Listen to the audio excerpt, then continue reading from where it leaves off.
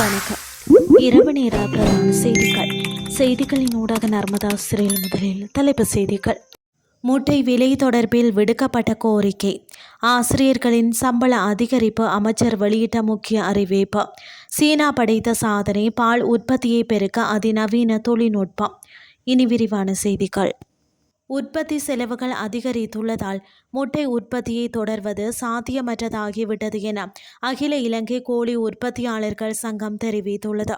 ஒரு முட்டையை உற்பத்தி செய்வதற்கான செலவு தற்போது ரூபாய் 32 எட்டியுள்ளது என சங்கத்தின் தலைவர் அஜித் குணசேகர இன்று ஊடக சந்திப்பில் தெரிவித்தார். இருப்பினும் இன்று முட்டை பண்ணைகளில் இருந்து ரூபாய் 27 முதல் 28 வரையிலான மொத்த விலையில் கொள்முதல் செய்யப்படுகிறது என தலைவர் குறிப்பிட்டார்.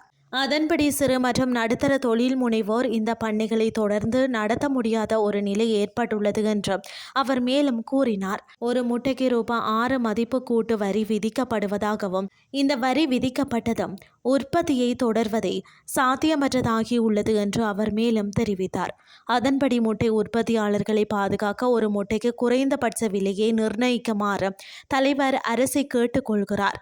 சதோச உபரி முட்டை உற்பத்தியை கொள்முதல் செய்த முட்டை உற்பத்தியாளர்களுக்கு நிவாரணம் வழங்குமாறு தலைவர் அரசை கேட்டுக்கொண்டார்.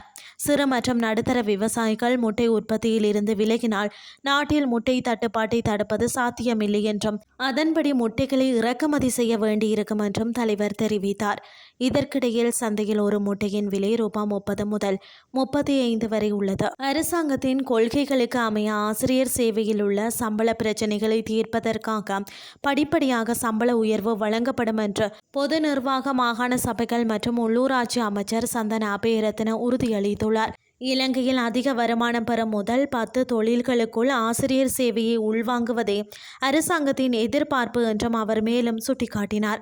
2021ஆம் ஆண்டு முதல் தாமதமடைந்திருந்த ஆசிரியர் ஆட்சேர்ப்பு நடவடிக்கைகள் துரிதப்படுத்தப்பட்டுள்ளதாகவும் 1000க்கும் மேற்பட்ட ஆசிரியர்களை இணைத்துக் கொள்ள நிதி ஒதுக்கப்பட்டுள்ளதாகவும் அமைச்சர் குறிப்பிட்டுள்ளார். இதற்கான போட்டி பரீட்சைகள் எவ்வித அரசியல் தடையீடுகளுமின்றி வெளிப்படைத்தன்மையுடன் நடத்தப்படும் என்றும் அமைச்சர் சந்தன அபேரத்ன தெரிவித்தார்.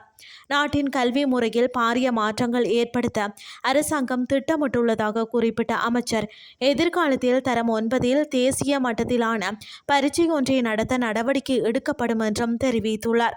இதன் மூலம் மாணவர்கள் தமது விருப்பத்துக்கேற்ப கல்வி அல்லது தொழில் கல்வித்துறையை தேர்வு செய்ய முடியும் என்றும் இதற்காக 50 தொழில் பயிற்சி நிலையங்கள் மேம்படுத்தப்படும் என்றும் அமைச்சர் தெரிவித்துள்ளமை குறிப்பிடத்தக்கது. இனி வெளிநாட்டு செய்திகள்.